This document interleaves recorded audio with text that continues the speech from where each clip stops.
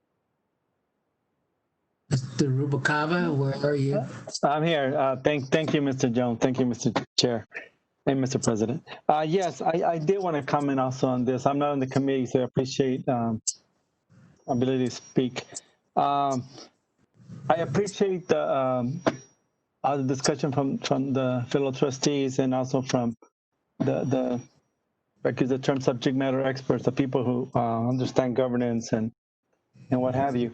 And I think what I want to sort of throw out there is that I think one thing that's said a lot in some of the literature that Ann Simpson put together and some other things, we always say the word stability, is also that we want to make sure that there's not undue influence. And I think the best way to do that is to concentrate at a point. I remember one discussion, perhaps last year, about that we wanted to make sure that we provide enough the investment office with the space or the ability to focus on their job, which is to get the 7%. And I think that's to be the key criteria. What is the most effective structure to deliver that 7% so they can focus on what their job is? And as others have said, and I think Ms. Frost's last example about the hiring process, an effective CEO will ensure, and I'm sure our board will require, that the board continue to be involved in the hiring process and any evaluation process. So I think there's enough process and safeguards in there to make sure that everything works. Meaning by works, I mean that the CAO, like the chief investment officer, just like the CAO, follows a directive in the big policy that's been adopted by the board. So I am comfortable with the current delegation. Thank you. Okay, Ms. Olivares? Thank you, Mr. Chair. I think this question would be for Irina. How is it that the CIO at CalSTRS reports into the board, and is that not a civil service position? Okay, so Mr. Chair, if I could respond. Yes. I was going to raise this question about what seems to be going back and forth, just thinking back to the last meeting as well and today's meeting, about what the authority is around civil service employees and the board's authority. And I think that we would benefit from Mr. Jacobs maybe at our next meeting bringing some clarity around this, or Mr. Jacobs working with CalHR Legal as well. However we want to do it, I think it would be helpful to have that clearly defined. You know, of course, I'm operating from my understanding of things, and my understanding goes back to the conversation that the board is CalPERS, and that is the same way that it operates at CalSTRS. The board is CalSTRS. And so the board is functioning as the employer for purposes of evaluating, again, at CalSTRS, the CIO's performance, and presumably would be involved directly in the hiring of that CIO because the board's authority is plenary. It is an extension of the entire entity. So those are all kind of legal and structural basis for how people operate. It doesn't mean that you can't carve out a different approach, which is what we have at CalPERS, where we have the CIO reporting to the CEO. My understanding at CalPERS, the only position that is exempt from civil service is the CEO's position. All the other positions are civil service positions, meaning their classifications are adopted by the state personnel board. And that means they are afforded all the constitutional protections that exist in the merit system. So any adverse action that the board were to take against the CIO or any of the other executive staff positions would be subject to appeal at the state personnel board. Those individuals have the same due process rights under the merit system as any other rank and file position at CalPERS. The only difference between them is that they are not represented they are excluded from bargaining unit membership. But that protection as a civil service member is the same. Again, the only exempt position I'm aware of is Ms. Frost's position. But I think it would be helpful to really understand kind of what the board's authority is in terms of reviewing investigations, having these discussions about personnel matters. I think it would be helpful if everybody had the same understanding and we were all sure that we were right about that. Okay, thank you. I hope that answers the question. And Mr. Jacobs, that'll be a direction if you could follow up on that dialogue to have that discussion. Sure, but let me make a couple of comments, which are, one, I mean, I don't think there's any question that as a legal matter, the board can hire the CIO, and the CIO can legally report to the board. I mean, they do it at STRS. We used to do it at CalPERS.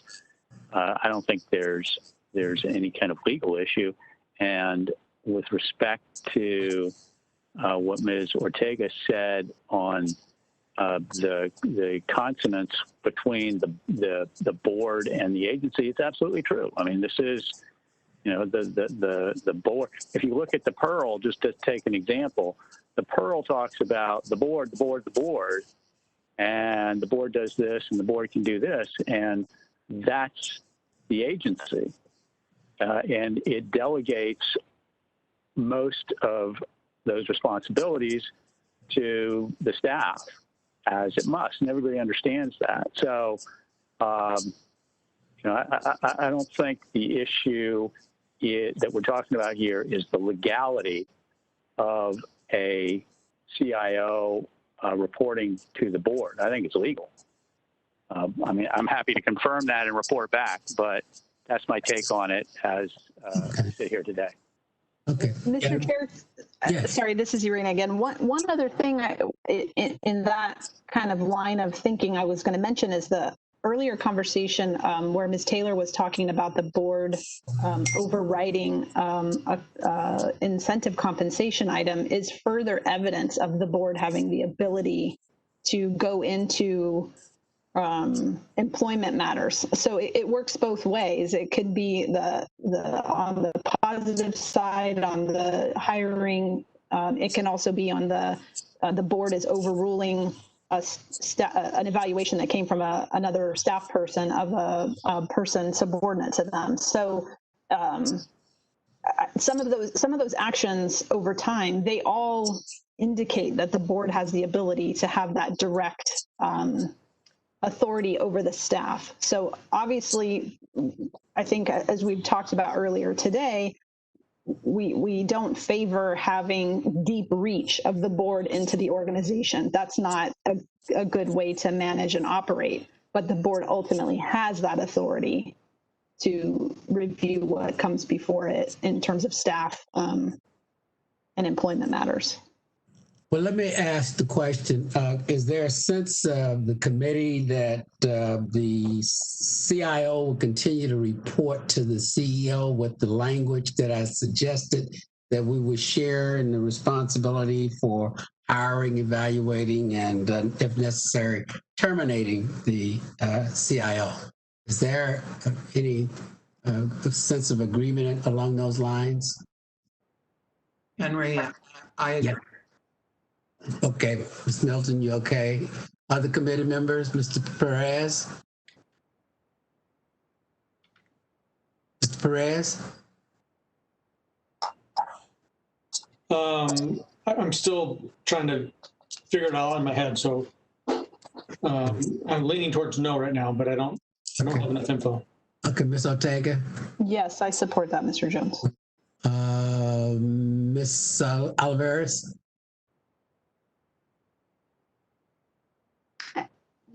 I'm deliberating this. As a CIO, I mean, unless I sense a overwhelming disagreement, I'm going to give that direction. So that's what I'm trying to get a sense of. well, I think Unless you're willing to take a vote. Mr. Jones, I'm sorry. Mr. Jones, the direction would be to come back with that language in a revised either governance policy or CEO delegation or both. Yes, yes.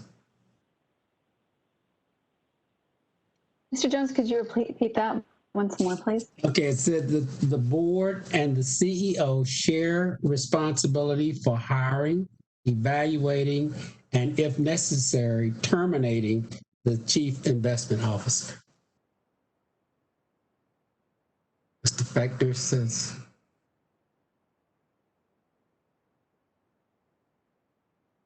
Okay, committee members. Okay, I get a sense that at least I don't see any strong objection. Any other board members? Yeah. I haven't made my comments yet. Thank you. Okay, let's, Ms. Oliveris, you want to comment before I go to Ms. Brown? Well, I would also like to explore making the CIO role an exempt position, not civil service. But that's a different path, though, from what we're talking about here. But, So as we're looking into things, I think that's important too. I mean, this is a very highly compensated position. If we're talking about needing to determine whether there are conflicts of interest and civil service protections, I would want to make sure whoever is setting and implementing the investment policy for the organization is able to provide adequate transparency into their holdings. Yeah. Okay. See, I have Ms. Yee. No, Ms. Brown. I'm sorry, Ms. Brown. Thank you. I was trying to be patient. You know, in hearing, I think it was Ms. Taylor go over the last process of hiring Mr. Meng. Of course, as a board member, I was left out entirely of the process. And this is what I'm talking about. If the full board doesn't have the opportunity to have that process, by the time it came to the full board, of course it was unanimous. It was already decided. And you want to be supportive of the pick of the CEO. And so I would prefer what Ms. Oliveris just said, which is looking at making the CIO position exempt or report directly to the board. This position makes 3 times more than the CEO, a different set of skills, and I'd like us to at least take a look at that. The way the system worked the last time did not work for me as a board member, although I will tell you, it leaked to the press. I had no idea who the guy was, and it worked for me because I didn't know his name. But it doesn't work for me as a board member. Thank you. Okay, Ms. Yee? Excuse me. Thank you, Mr. Chairman. Appreciate you just bringing that language back that was in the prior policy. I wanted to see if you also would be open, just apropos of Ms. Brown's statement. Obviously, the issue Ms. Oliveris brought up is going to be a longer-term issue that we're going to have to deliberate around. But there was prior language also about the board retaining veto authority over CEO decisions for hiring, evaluating, and terminating. And at that, I think the prior language had to do with more than just the CIO, but can we restore that language as well? I'm just thinking about Ms. Brown's concern about, and others' concerned about not being robustly involved in the process. Yeah, Ms. Jacobs, I think the board always, we have delegated authority. We could overturn that delegated authority at any time as a full board. Is that correct? Any item? Yeah, I mean, you reserve all authority. So if you ever decided to change the delegation, you could absolutely change it. Yeah. And so that includes... Is that your question? I'm not sure. Yeah, well, it includes an item coming, a decision that has been made that comes to the board. The board has the right to overturn that decision. Is my question. At any time by the CEO.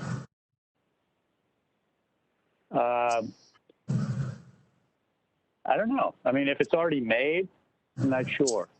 It's already been made. I have to think about that.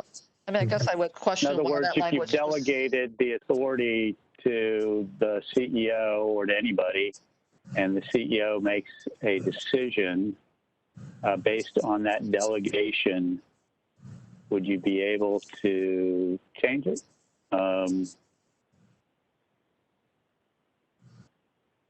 don't know. I mean, it makes sense that you would. I guess it makes sense that you would. It might have already been. It might be moot because it may have been implemented or something. Right. Yeah. Right. If it's not been implemented, then you would have the authority to overturn it. Overturn it? Okay. I just didn't know what the origin of that language was previously. So, okay. Just in case we don't miss anything. All right. Okay. Thank you. Okay. You're welcome. Ms. Middleton? Yeah, I support the concept behind what Ms. Yee is talking about in terms of veto responsibility. When I talk in terms of shared responsibility, I think this is going to be a tricky process to define, but it needs to be one in which the full board believes they are sharing in the responsibility. And finding a confidential avenue whereby the full board can be involved is not something I think is going to be easy as we are trying to make hiring decisions. But I think it is important that that all 13 of us feel that we are participating in the decision around hiring, evaluation, and a decision, or if necessary, of termination. So in supporting this, I'm supporting it under an understanding that shared is fully across all 13 of us. Yes. Yes. Okay. Ms. Ortega? Thank you. I just wanted to clarify that related to Ms. Olivares' comment, the position does not need to be exempt from civil service in order to report to the board. So, and establishing the position as an exempt position, exempt means exempt from civil service. And so the Constitution lays out where the exempt positions are within state government. So every department has an exempt director with an exempt chief deputy director, and that's essentially how CalPERS has the exempt CEO. So it's it would be an involved process to establish the CIO position as an exempt position, and I'm not sure that it's necessary to accomplish some of the other ideas that have been discussed today. So just putting that out there, that it's not a prerequisite to some of the changes that are being talked about here.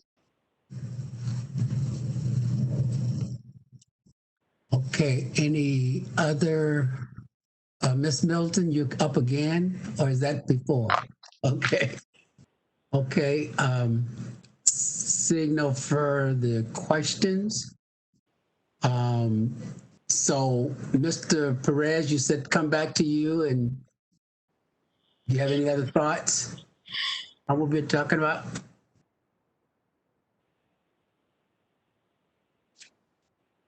Okay. Okay, we do have, if there are no further questions, we do have a request to speak on this from the public. So, Mr. Fox. Yes, Mr. President, we have some folks that have been waiting for a while. We have Mr. Jeff Hewitt, County Supervisor, Board of Supervisors from Riverside, 5th District. Thank you. Hello? Hello? Yeah, okay, great. You can hear me. Yeah. Yes. Yeah, this is Supervisor Hewitt. And I've been listening. It's been very, very interesting. But my experience, not only as being a mayor on a city council, but also now as a county supervisor, it's very laid out that you have a city manager who pretty much does all of the hiring and firing, except for the city attorney, as Ms. Middleton was correct on. And then here at the county with our CEO, if we start micromanaging, what happens is it's kind of like trying to build a camel, by committee. It's tough. Ms. Frost represents, not only the mission and the desire of the board, and she serves at your pleasure for sure, but if she is going to be successful in putting her team together, and the CIO is probably one of the most important, if not the most important of her team, to have that relationship and go forward, like I say, not too many cooks spoiling the broth. But in my experience, that's what's worked best. And being one of your largest accounts, maybe second only to the state, I would really like to see it continue on as it has been. And you guys find a CIO that works so well with your CEO. And remember, she is the face of the organization. I think that you should continue on the way it is, and especially have her have the last decision on who she's going to be working with.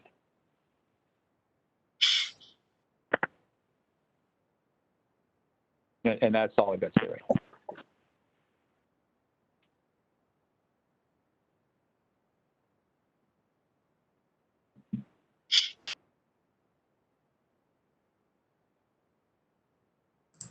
Mr. Fox?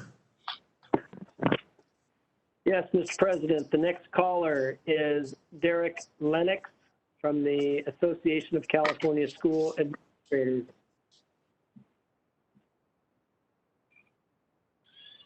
Good evening, Board Chair and members. This is Derek Lennox from the Association of California School Administrators. So first of all, on this item, I fully recognize that sometimes you've got to rock the boat to get things done. That's a preferred way to do it in many organizations, makes a lot of sense, and you've done it from time to time over at CalPERS. But I'm happy to hear that the board is potentially moving away from this concept of dual CIO reporting. And I'm concerned that that model impairs the ability of the fund to do the two things we care most about at this time. First is achieving the 7% returns, and second is maintaining stability among the public in the field. And truthfully, the timing doesn't really help here. Excuse me. At this time, our public schools are in the midst of a recession and are deeply concerned about whether we have the financial resources to adequately support our students, our families, and our incredible staff. Unfortunately, this year's state budget makes clear that we should almost certainly brace for significant deferrals in the current year, potential cuts in the next fiscal year. So as a stakeholder, we do have a number of reservations about dual reporting and whether it's the right time to rock the boat. The questions we have are whether this level of intervention will help CalPERS reach 7%, whether this change improves the quality of the candidates you're going to be evaluating in your CIO search, and whether this change helps our public schools manage the unprecedented fiscal crisis we're currently facing and are about to face even more. So if any of these questions yield an answer other than a resounding yes, we would strongly encourage the board to evaluate whether this is the right time to take such a significant change. Thank you. Thank you.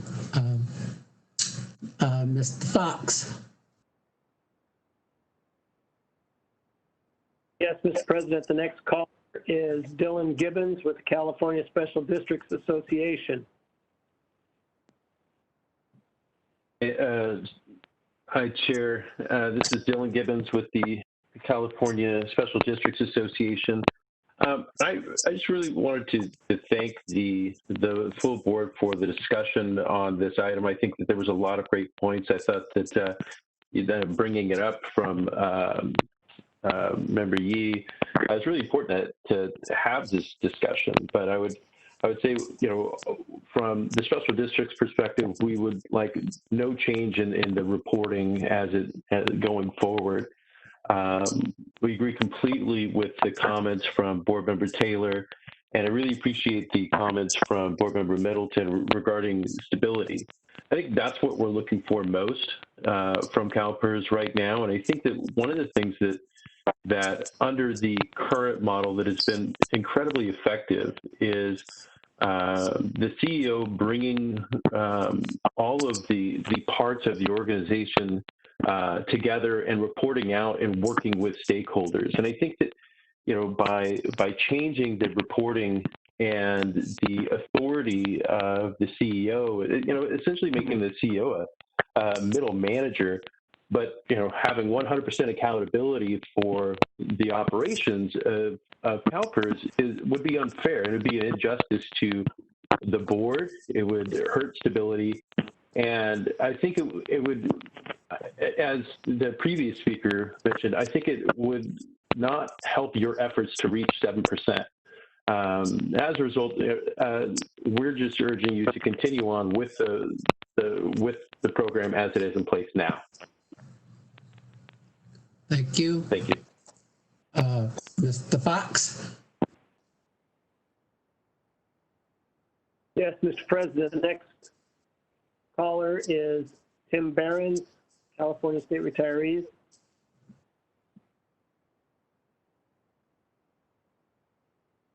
Thank you, Chairman Jones, members of the committee and the board. You guys are wearing me out. I got to thank board member Taylor for teaching me a new word, sexism. I had never heard of that word before, so I did learn that today. I support the current system, although I think it's very important that the board be part of the hiring process for the CIO. After that, I think something another board member said an hour ago, and that is hold your CEO responsible. I don't think you can go wrong with that. I think it shows stability. I think if I were applying for the job, I would much rather be directly under the CEO than have another 12 people looking at me in the room asking me questions. Thank you. Thank you. Mr. Fox?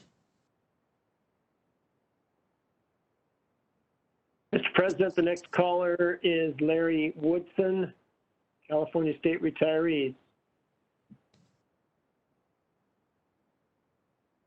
Good afternoon, Larry Woodson, and I want to, just make a distinction between hiring, evaluation, and termination, which interestingly wasn't even mentioned in the analysis,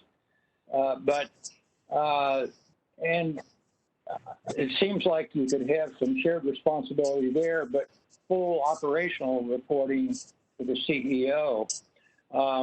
And just from a historical standpoint, if this would create instability, it seems like since 2014, there was relative stability, at least by one measure. Our funding status of the PERF was much higher than it is today. So it seemed to work for decades, but I understand the ambivalence, and I understand both sides, and I just thought I'd throw those points out. Thank you. Thank you. Mr. Fox? Mr. President, the last caller on this subject is former board member Phil Slayton. Okay, hello, welcome, Mr. Slayton. Hi. Hi, Chair Jones and members of the board. It's nice to hear all your voices again. I did serve on the board as an appointee of Governor Brown for almost 7 years until April of 2019. And during that time, I chaired the governance committee for a while and also the investment committee for a short while. When I was on the governance committee, I also was on the CIO interview panel, one of the panels that participated in the hiring of the prior CIO. So I'm speaking today in favor of retaining the current reporting structure with the CEO being the sole report to the board. Let me give you a few reasons, some of which have been said before, so I'll shorten my remarks. The CEO is hands-on every day, and when you have the CIO and the CEO reporting to you, it adds complexity and efficiency to all the shared resources that are used by both the investment office and the rest of the organization. And I saw that firsthand when I joined the board when that dual reporting structure was in place. When you had if you had the dual reporting structure in place, and I think Mr. Fechner pointed this out, without any changes to policies or procedures, it wouldn't have prevented what occurred with your former CIO. In addition to organizational integrity, one of the major values of having the CIO report to the CEO, and I think Mr. Rubikova pointed this out, is to insulate the CIO from pressure, particularly political pressure. The investment office needs to be shielded from that so they can do their jobs. I do want to point out the organizational structure that you have in place works if you look at the recent performance. Now, I know that you didn't reach 7%, but you had a return last fiscal year of 4.7, while the U.S. pension mean was about 3.1. You outperformed your own benchmark, and I have heard that you actually outperformed CalSTRS, which I know is always an issue with the board in trying to make that happen. Ms. Middleton, I think, made some great comments, particularly about stability. You know, you exist on a world stage, and if I can refer to Chair Jones's suggestion about including language, you know, the issue is whether it's those powers to participate in the hiring, evaluation, and termination, whether they're explicit or implicit. By definition, they're implicit. You have a CEO that serves at the pleasure of the board. I don't know any CEO that's worth their salt who's not going to consult with his or her board in making these kinds of decisions. So you want to think through that, because it's imperative that you continue to attract the best professionals in the industry to work for CalPERS. And your way of doing business will have a great deal to do with recruitment and retention. So your job is to liberate, speak with one voice. I encourage you not to change the reporting structure. Thank you very much, and it's a pleasure to get a chance to talk with all of you again. Okay, thank you, Mr. Slayton. Mr. Fox. Mr. President, that concludes public comment on agenda item 5C. Okay, and the last request to speak, Ms. Yee.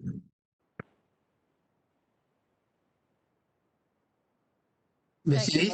Yes, thank you, Mr. Chairman. I just wanted to thank you for placing this item on the agenda. If for nothing else, I just wanted to be sure we all felt confident about just our responsibilities, our authority, our duty with respect to our relationship with the CIO.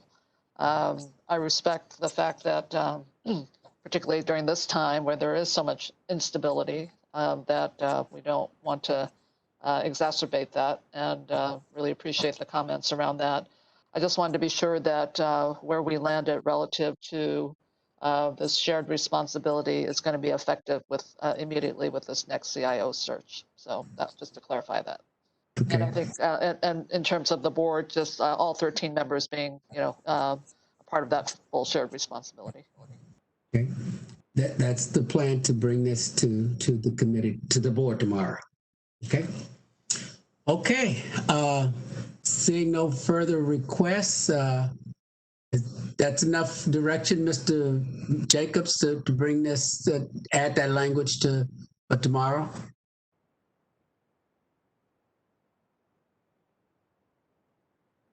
You're muted, Mr. Can you hear me? Yeah, now we can. Yeah, I think it is. One thing I wanted to mention, because I'm going to need to sign off, and I really apologize here, but I've got 40 law students waiting to hear my great wisdom on items this evening. And so I'm going to pass this over to my colleague, Robert Carlin, to finish up the meeting. And so, Jared, if you could elevate Robert, that would be great. He's been involved in these issues and is well versed in them, and has been following along throughout this session. And so I think we may need a little bit more clarification on that. It was to bring back the language, Mr. Jones, that you put on the record a short while ago, and that would be in which document? That would be when we report. Maybe we should have a motion. Maybe I could ask Ms. Milton to make, as the vice chair of the governance, to make that motion by adding that language, and it would come to the full board tomorrow for adoption. Okay, and that would be, let me ask my colleague, Mr. Carlin, what would be the best document for that to go into? I think can everyone hear me? Yes. Yes. I think the best document at this point would be to start with the governance policy. And then once we get the language down from that, we can consider other documents such as committee delegations, et cetera, that we could then add the same kind of language to. Okay. Okay, very good. So that would be the direction would be that we would place that into the governance policy. Okay. And I think we can accomplish that this evening and have it ready for the board tomorrow. Okay, so I don't need a motion. Is that direction is sufficient and that the committee members okay with that direction? Seeing no no's, so that's the direction then. Henry, I just have I'm confused. Yeah. What does that mean? That means that the language that I read, the governance policy document, they will bring that to the board tomorrow by adding that language. Currently, it would be part of 9A. It will be another sentence under 9A in the governance policy. Okay, so, and if we accept it tomorrow, then it's in the governance policy and it changes the policy so that we... That's that paragraph, that statement. Okay, thank you. Okay. Okay, thank you, Mr. Garland and Mr. Jacobs. Matt, you should bring him. Maybe move something. Bring him more often. Okay. That's right. All righty. That's right. All right. Goodbye, everybody. Sorry about Thank you. this. Thank you, Matt. Okay. Okay, that concludes that item. We will now, Ms. Milton. Yeah. Do we need to take a vote on that item in the committee to move it forward for tomorrow? It'd be safe to go ahead and make a motion. Okay. I'll make a motion in support of the CIO will be a shared responsibility of the board and the CEO for hiring, firing, and evaluation. Thank you. Is there a second? Second. Okay, second by, who's that? Ms. Ortega. Ortega, okay. It's moved by Ms. Milton, second by Ms. Ortega. Ms. Hopper, please take the roll. Rob Fechner. Aye. Frank Ruffino for Fiona Ma. Aye. Lisa Middleton. Aye. Stacy Oliveris. Aye. Irena Ortega. Aye. Jason Perez. Aye. Okay, thank you very much. Okay, we move to the next item on the agenda, 5D, board committee meeting schedule. Ms. Simpson. Thank you very much, Chair, committee members and board members who are attending. This item is to provide an opportunity for the board to look again at the decision it made after its most recent self-assessment to move to a new board and committee meeting calendar. This recommendation came out of the same process we talked about earlier, so I won't repeat it as the hour is late. But the recommendations were to really harness the effort and the focus of both the board and management and staff to really have that shared goal of improved performance. The recommendations were that we have a new stakeholder forum, and the first was held in January, that there be one board off-site instead of two, that the Board of Administration meet 6 times a year, and that each committee meet at least quarterly with additional meetings to be scheduled as needed at the chair's discretion. A parallel recommendation on the meeting calendar was developed by a different group of participants on the board in the beta testing for the new Insight tool. I think it was mentioned earlier that when we were looking back at all the board items that had been produced in the last 2 years, prior to the board's self-assessment, we found there were 511 separate items for the investment committee but that 80% of them were information items. And I know Dan Bienvenu is able to speak to this, but certainly one of the concerns that was expressed by the board working group is that the investment office needed to be able to spend more time on the day job of working towards improved returns. And the new cycle was intended to maintain the opportunities for board oversight, to allow for extra meetings as needed, called by the chair, and to make sure there was an improved, timely flow of information through the Insight tool. So with that, Chair, I'll finish, and this is an item, as before, for committee discussion. Thank you.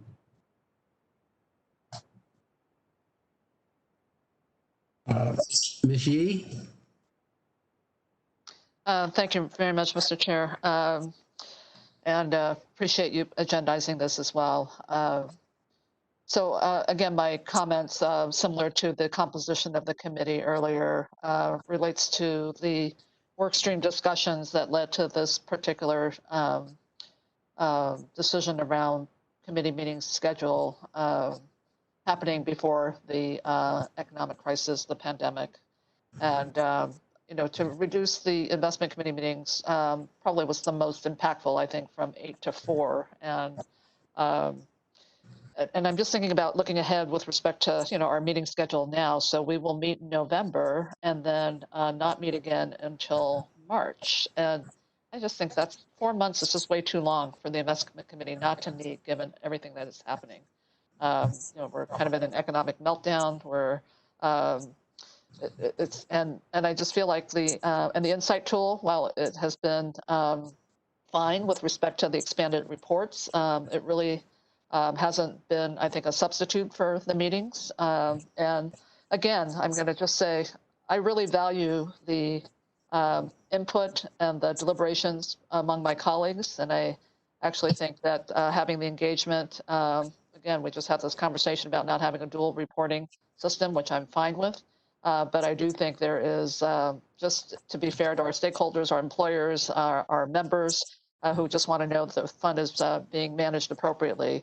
It just cries out for having more, particularly investment committee meetings than the 4 that we have scheduled now. And I know at the prerogative of the chair, more can be scheduled, but I think the expectation has to be that we are staying on top of this fund and that we ought to be agendizing more meetings during the course of the year. So that's why this is here. And I think our fiduciary duty just demands that we have additional investment committee meetings during the year. I think as was evidenced at how late the committee went yesterday, I think that also the work plan for the investment office in terms of what it comes to the board with, I think can be certainly managed and facilitated better as well. Okay, Mr. Perez? I want to, Betty said everything I wanted to say, so that's where it's at. Okay. Ms. Milton? Thank you, Mr. Chair. I'm going to try to keep this short. I agree with Controller Yee. I was supportive of reducing the number of meetings a year ago.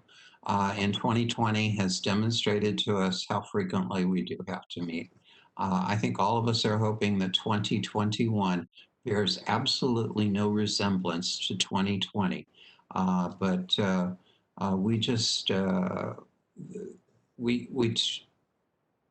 made a decision to take more breaks to allow staff to concentrate more on their day job. I thought that was very important, but we were not able to execute the plan that we had. We have met multiple times because of issues that have come up during the course of this year, and there's every reason to believe that next year we will continue to have to meet more frequently. So I hope it's not every month, but somewhere between what we had previously done and what we had scheduled for 2020, I hope is a happy medium that we could all agree to, but it's going to have to be more frequent than this year. Okay, Mr. Miller? I would echo the comments of my colleagues. I agree that, and I think that's precisely why what we did has worked. It set up the minimum of regular scheduled meetings with a more or less a standing agenda, and it gave us the flexibility to add meetings when we need to and not necessarily have the burden on staff of preparing the entire gamut of reports that we are doing with those kind of standing quarterly meetings. And I do anticipate we're certainly going to need to meet before March. And I think our current approach allows us to do that. And I would encourage us to start thinking about when we schedule that next meeting after the one coming up, because we're in to be prepared to add more or less ad hoc meetings as needed, because we've got the CIO search, we've got a lot of things going on, and the current policy gives us the flexibility to do that. Thank you. Thank you. Ms. Brown? Thank you. I want to echo the comments of Controller Yee and of Ms. Middleton. I've got to say, yesterday was a horrifically long day. I probably only asked a third of my questions in the closed session as we were coming up to 8 p.m. And I really don't think that we can fulfill our duty with just having these 4 meetings. And so I just think we need to increase the meetings, get them set, and let us do our job. Let us do our job. Thank you. Okay. Ms. Taylor.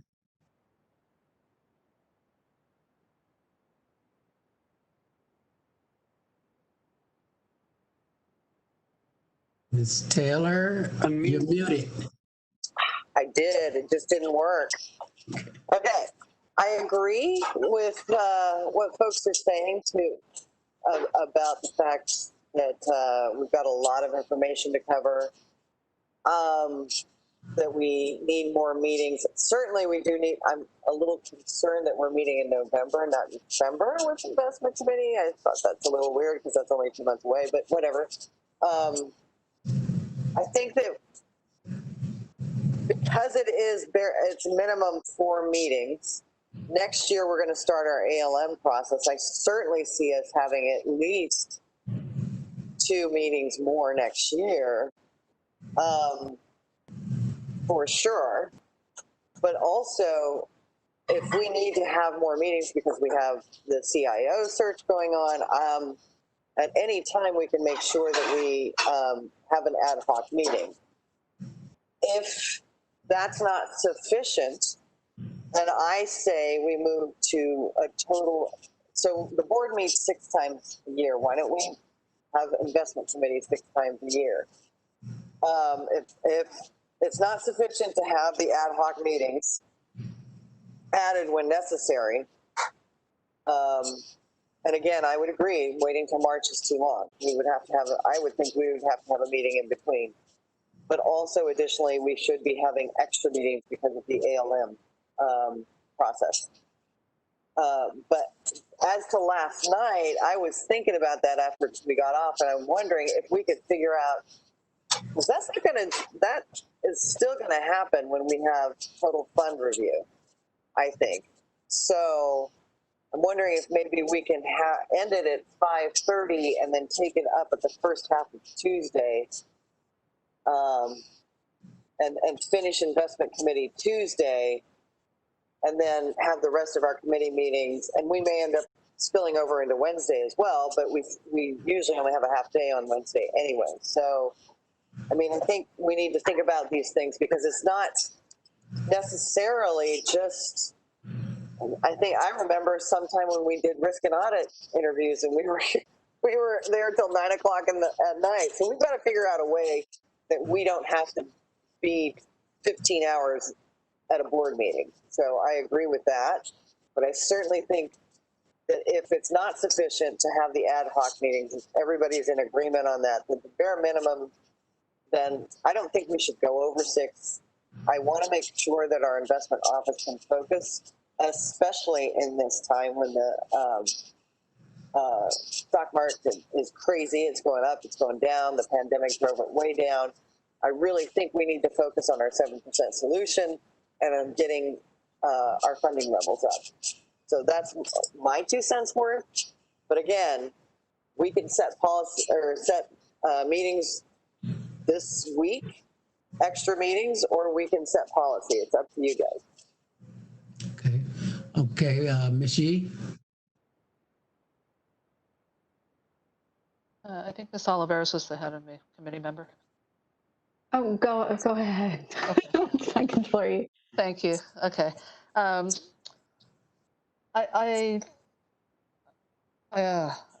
hope we're not embarking on kind of a new era of where,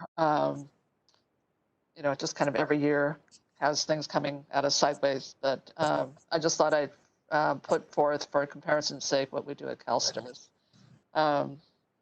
The investment committee meets 6 times a year. So January, March, May, July, September, and November. And we have an offsite in October. And generally, one of the days of the offsite is completely devoted to investment-related topics. The board recently also authorized one-day meetings as necessary to ensure that the board is kept up to date on market conditions and other issues. So we've actually felt the need to have more meetings. I think Ms. Taylor's point about splitting the investment committee over a couple of days may actually be good. I'd rather that we have, as a matter of policy, more meetings set in the policy. We can always cancel them. It's easier to take them off the calendar than it is to put them on. And if we have more accomplished, and if things should change for the better, we won't have the need to have those scheduled meetings. But I think just as an expectation that for our stakeholders and for our employers and members to actually have it as a matter of policy that we meet X number of times a year. And I would suggest devoting part of our offsite to investment-related topics as well, as we have done. Okay, thank you. Ms. Oliveris? Thank you, Mr. Chair. This question is for Ms. Frost. I think when we discussed reducing the frequency of investment committee meetings, we talked about the insight tool.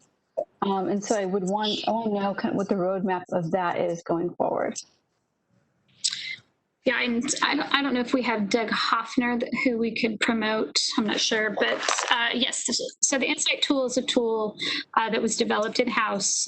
Many of the agenda items that we, as the investment committee, we present to you are really information items, and part of the discussion related to the work streams that the 2 leads as well as the rest of the board had last year was that we can accept information in different ways. We don't need to be sitting necessarily in a board meeting or a committee meeting to receive information about what's happening with the fund. And so the idea there was to create a tool that would ultimately replace Diligent, which you're using now to manage the meetings. But this would be more of a dashboard or a set of information that you as the board have requested that you want to know on a more regular basis, and that you would have an easy way to access that at any point in time, and that we would generate that on either a daily basis if the data is available on a daily basis, but most of the data really is available on a monthly basis. So we have continued through phase 1 and phase 2. Remember, there's a work stream dedicated to creating this tool and what was the type of information that the board wanted to see. And so the first phase of that is done, and at any point in time, we could set up an agenda item where we could get deeper or further input on how well that Insight tool is working. Is it the correct data, the right data? Is the frequency of which that information is updated? Is that meeting the needs of the board? And then once we have the board fully trained and it's meeting and satisfying your expectations and your needs, then the roadmap would be that we would make it available to the stakeholders, and we'd make it publicly available on the CalPERS website. So that would be the next step in the roadmap, is that we would have this check-in point with all of you, likely through the self-assessment process that Ms. Simpson spoke with you about. And if that product was ready for the next phase of its release, then it would be moving forward to that stakeholder and more public accessibility to that data. Thank you. Most of the data and insight is publicly available. Thank you. Are we scheduled to get an update on Insight tomorrow, or when are we scheduled to get to the next update? Where's Mr. Hoffner? So let's check. When is the next update scheduled for the board to get a status on Insight? And if it isn't scheduled, how quickly could we do? Yeah, I don't think it's scheduled currently. We finished the last phase at the end of the fiscal year, but we'd be happy to agendize that and bring it back and really try to get your feedback and input. Right now, it essentially houses the investment-related information that's publicly available. The goal, as Ms. Frost has indicated, was to be adding additional material from other committees as well, and really move that from a document that will provide you and then replace the diligent product that we have in place today, so we don't have a parallel system. And then going forward with getting into the ability to post confidential closed session material, et cetera. So right now it's just publicly available information, but we'd be happy to work with Tim Taylor and myself and Christian Farland to schedule either additional information related to the tool, but really to provide a demonstration as to the next phase. And be happy to do that. And we'll work on the appropriate policy committee to bring this back to. Thank you. I appreciate that. And I think I have a couple of concerns. So I understand the need for the board to have as much information as possible. And it takes us a while to get through things, as we saw yesterday. On the other hand, we are recruiting a CIO. And as a CIO, I mean, the idea of reporting to such an active board in terms of meeting several times, I say it's 6 times a year, I would hope that there are informative tools that we have available to the board so they can be consistently updated, push notifications, that type of technology, so that we can have these meetings, but the board has already had ample time to review the materials, like 30 days in advance, and then discuss the questions. That way we can really focus on getting through the agenda items. You may have noticed that we did back up the published date for all agenda items. So you are now receiving them almost 2 weeks in advance, and you are receiving them in advance of the public notice and printing of the agenda. So that is a step, I believe, that's in the right direction. And then Diligent itself is a tool that can continue to be adapted to your needs. And then once we make it available to the stakeholders, obviously we want to go through a listening period with them as well to make sure that they're having access to information. When they come for public comment, they can ask regarding particular agenda items or particular initiatives that we're doing at CalPERS. So this is a very early adoption of a tool that we believe will be quite comprehensive in the long run. So we look forward to getting more feedback. Great. Thank you. Okay, I think that's the last question on this item. So we do have a couple of public members wanting to speak on this item. So before we talk about direction, we'll hear, maybe we should talk about direction before we hear from the public. So it seems that what I've heard, that there's a agreement that there needs to be more meetings. So Ms. Taylor, could you bring to the November meeting some recommendations for when those additional meetings would occur? Absolutely. Is that okay with the direction of the rest of the committee members? And that way we can get them scheduled for the following year, since November is our last one. Yeah. And then also, since it doesn't really take committee direction for this, if I feel like we're going too long in November's meeting, I'll move us into the next day, but we can discuss that with investments and Marcy. Right. We would have to publicly notice that potential. Yeah. Okay. Yeah. Focus is to have additional meetings. That's what we're looking for you to bring back, of what would be the subject matter of those additional meetings. You got it. Okay. Is that seeing no objection to that direction then? I think that is it. Let me, Mr. Funson, our Judiciary Council, if you have any last moment comments before we hear from our public speakers. Guess not, huh? Okay. So Very sorry. This is Tom. I think I would just try to. Sorry, trying to start my video here, and there we go.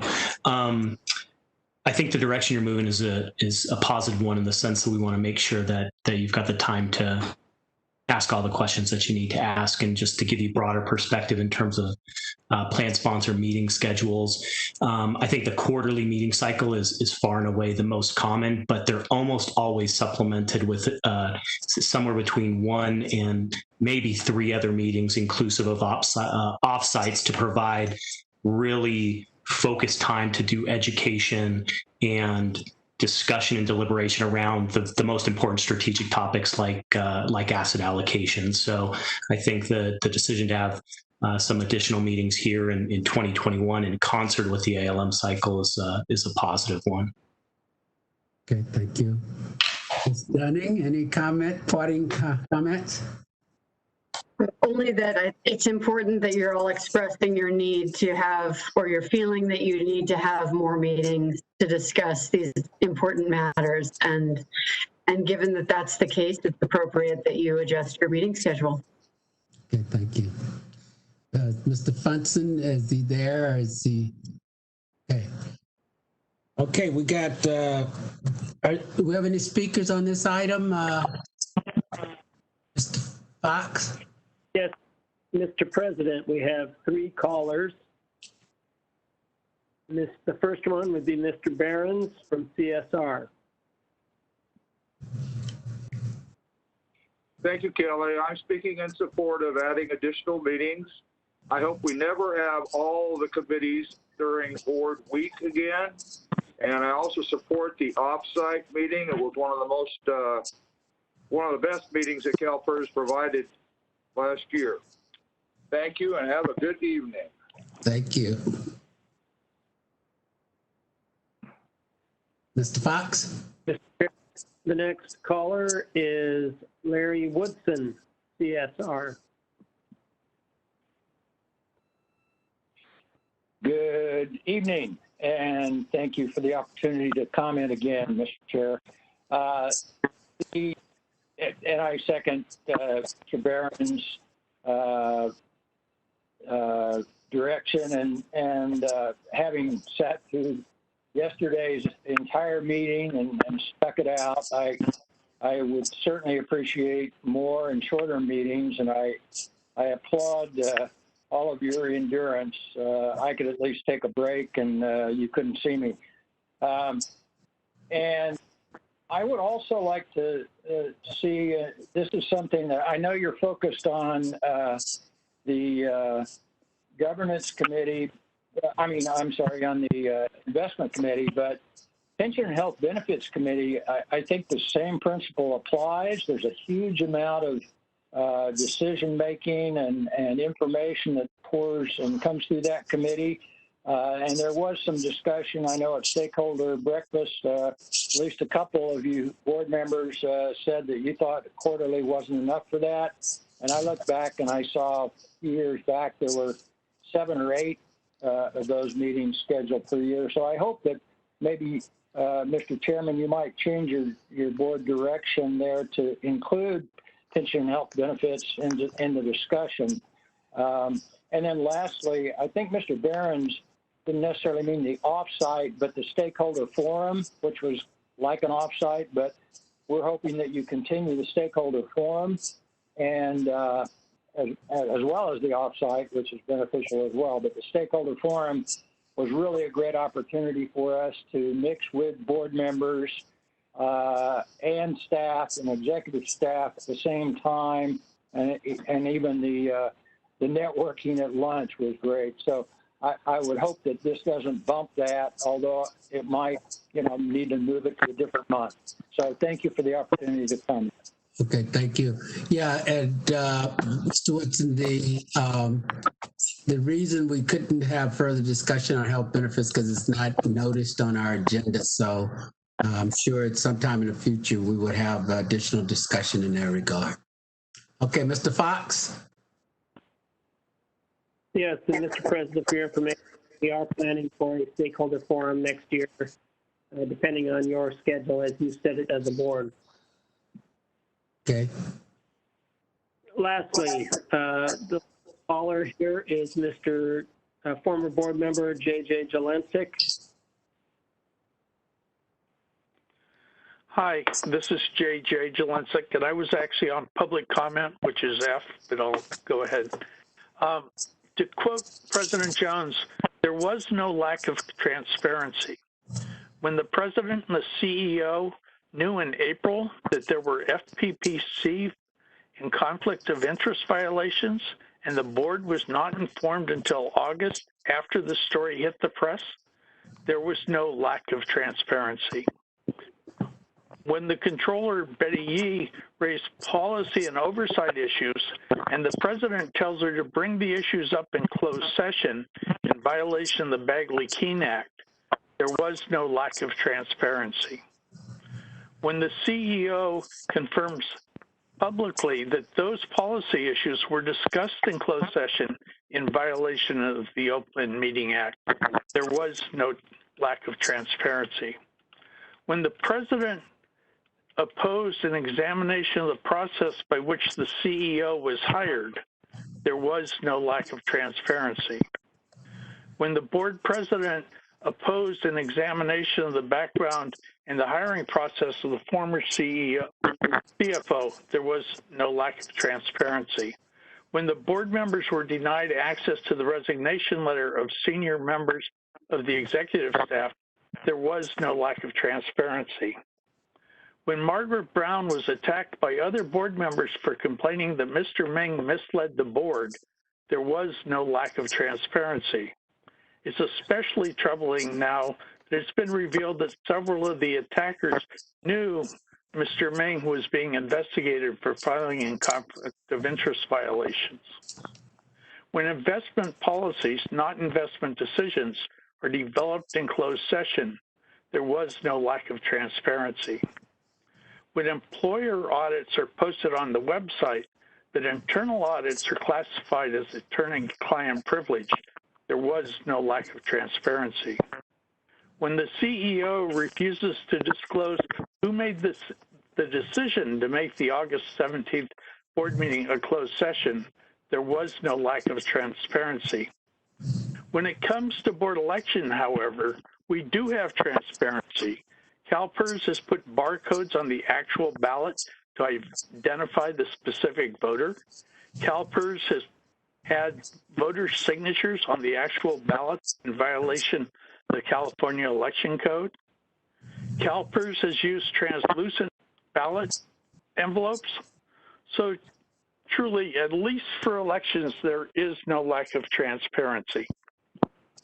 You also had a discussion about leaks, and I want to point out, when I was on the board, every leak was me. I was even accused of, by Mr. Slayton and Mr. Jacobs, of leaking an SEC investigation. Mr. Jelensik, your time is up. Mr. Jelensik, your time is up. After the SEC had reported it, would you cut now the it's mic Margaret off? Brown. Mr. Jelensik, your time is up. Okay, we will now go to committee direction. Mr. Carlin, I guess you came in. I guess you have to talk to Matt to get the rest of it, but any comments? What I have right now, Chair Jones, is for agenda item 5A to bring back revised language after obtaining input from CalHR and SPB, and looking into adding the chair of the audit committee into the notification process as well. I think that's what I have. Okay. Okay, and I guess the other one we don't need because it's coming tomorrow as an action item. Motion. Yep. Okay. Okay. Well, thank you. Then the last item on the agenda is public comment.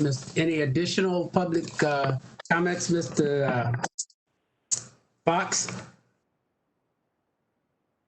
No, Mr. President, that concludes our business for today.